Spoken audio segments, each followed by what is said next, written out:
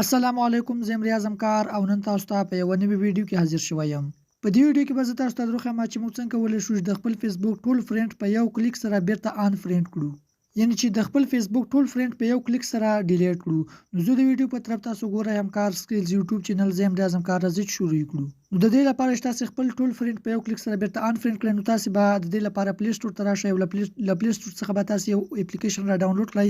د دې اپلیکیشن نوم دی مونوکای ټالکټ. نو دا به تاسو سرچ کړئ او په سر کې به تاسو ته دغه لومړی اپلیکیشن راشي، دا به تاسو ډاونلوډ کړئ. ما ډاونلوډ کړی دی، زه بیا اوپن کړم. نو دا دغه اپلیکیشن ماته اوپن شو. په اوپن کولو کې له تاسو څخه کوم اجازه غوښتنه وغه اجازه تاسو ورکړئ او له تاسو سره په دې اپلیکیشن کې دا ډول صفحه راخلاص شي. نو په دې کې ښکته دغه بټن دا لاګین وذ فیسبوک په همدې باندې به تاسو کلیک وکړئ او بیا به تاسو دا کنټینیو کړئ. خو پورته دغه سکیپ بټن تاسو ته ښکاري، په همدې تاسو کلیک وکړئ او دا تاسو سکیپ کړئ او له تاسو سره به دا ډول صفحه راخلاص شي. نو تاسو په دې ځای کې خپل فیسبوک اکاونټ راخلاص کړئ.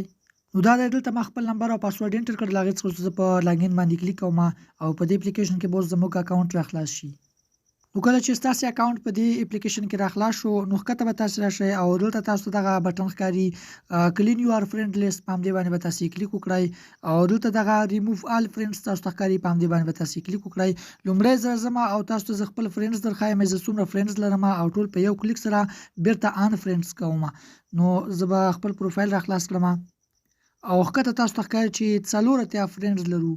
زه 84 فرینډز لرم، 84 ملګري لرم. غواړم چې دا ټول په یو کلیک سره بیرته ان فرینډ کړم او له خپل فیسبوک اکاونټ څخه یې لرې کړم.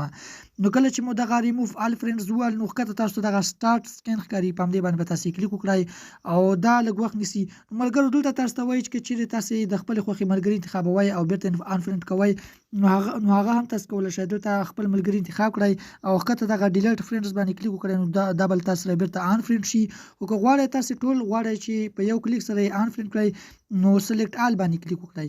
دا خانه تاسو ټیک مارک کړئ. 84 فرینډز موږ سره ټول سلیکټ شو.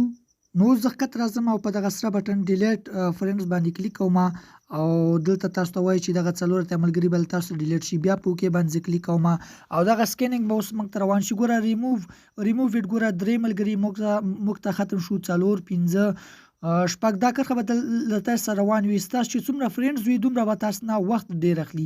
نو دا تاسو ته ښکاري چې دغه د اوس 10 نفر اوس له موږ فرینډ څخه ووته.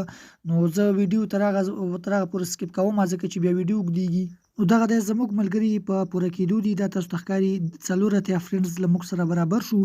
نو زه بیا په اوکې باندې کلیک کوم او زه راځم بیرته زه خپل فیسبوک راخلاصوم.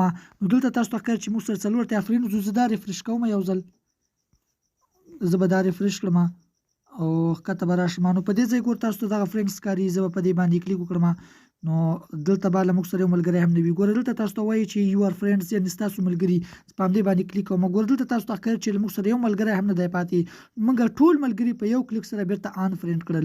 که چېرته ستاسې 15,000 فرینډ هم وي، تاسې په دې طریقې سره کولی شئ چې په یو کلیک سره ټول ان فرینډ کړئ او له خپل فیسبوک اکاونټ څخه یې وباسئ. همدارنګه دا طریقه ستاسو د دې لپاره هم په کار راځي. که چېرته ستاسو یو پخوانی اکاونټ وي، نو ستاسو ترې نشرات کوئ او ستاسو ته لایک کمنټ نه کوي، نو تاسې په دې طریقې سره بیرته ټول ان فرینډ کړئ او نوي ملګري مو ورته اضافه کړئ چې هغوی هر وخت آنلاین وي او تاسو ته لایک او کمنټ کوي. نو که ویډیو مو خوښه شوي، ویډیو ته لایک ورکړئ، زموږ چینل هم سبسکرایب کړئ.